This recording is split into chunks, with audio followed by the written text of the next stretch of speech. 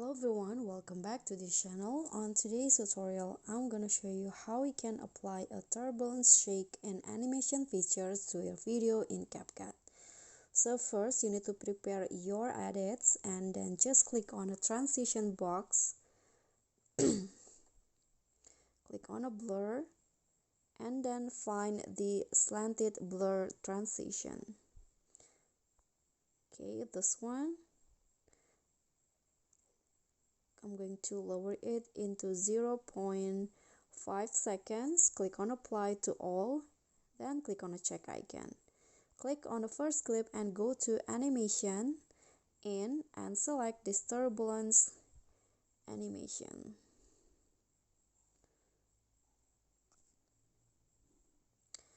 Then after that, go to the next videos and apply the same animation.